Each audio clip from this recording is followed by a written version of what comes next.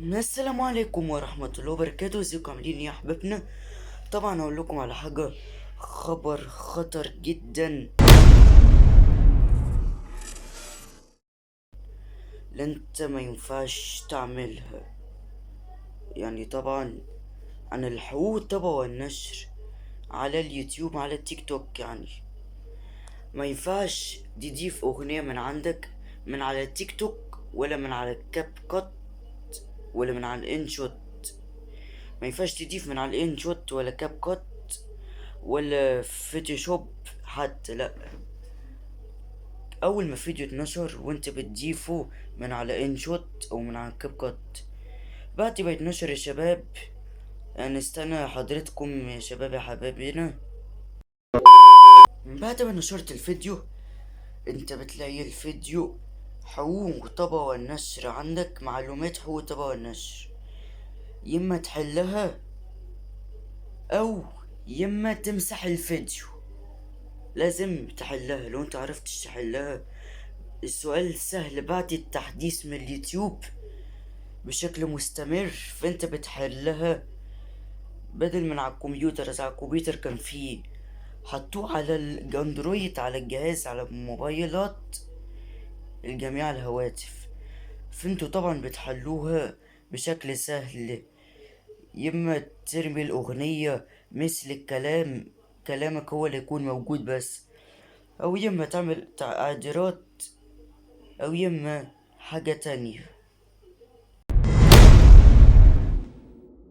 طبعا يا شباب الخطوة التانية اللي لو انتوا عايزين تنشروا في شورتس فقط بأغنية بس، انا هقولك ازاي.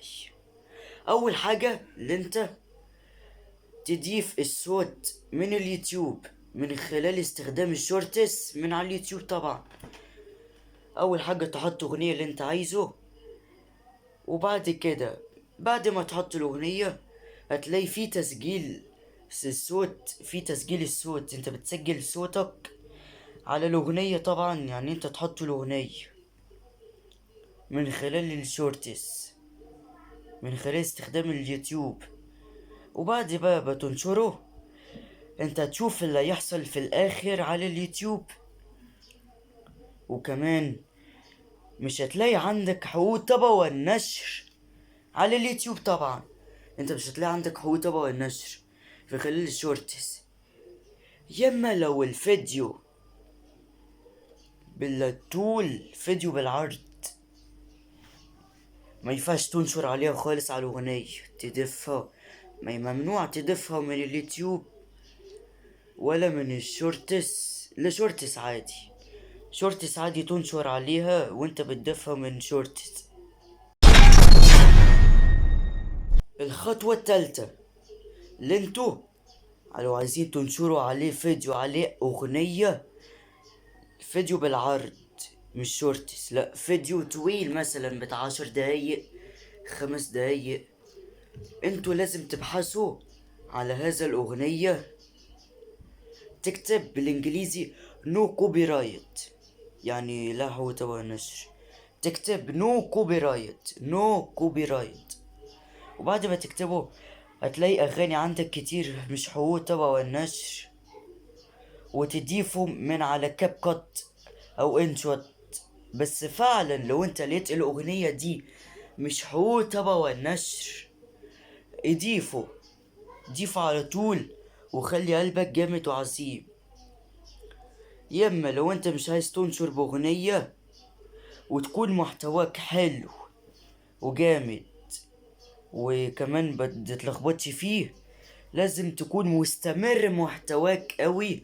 لو انت كنت فعلا كنت يوتيوبر كبير جدا، ما ينفعش، يعني ما ينفعش تغلط في محتواك. الخطوة الرابعة اللي انت ما ينفعش تتلخبط في محتواك وانت عندك مفعال الربح، الانضمام. لازم ما ينفعش تتلخبط في محتواك، عشان اقولك ايه اللي هيحصل. لو انت مفعل الساعات فعلا بحق وحقيقي وانت مستمر، ما ينفعش تضيف اغنية من انشوت ومن كاب كات. ليه؟ عشان لو انت ضفت اغنية من انشوت وكاب كات، الاغنية الاي دي من حقوق طبع نشر ما ينفعش تنشر على اليوتيوب. ليه؟ عشان الانضمام بتاع الساعات بتاعتك هتطير، هيروح الساعات بتاعتك هيطيروا كلهم. ممكن تفضلوا 1700، 1500، 3000، مش هتعرف. لازم انت تكملهم بنفسك من غير اغنية، او باغنية من شورتس من 10 مليون مشاهدة من شورتس.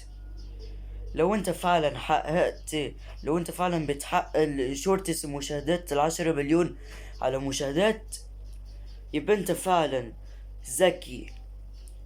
وطبعا ذكي وعندك عبقري، وانت عبقري جامد على اليوتيوب. وفي ناس بتحب تعمل على التيك توك، ده احسن حاجة على التيك توك.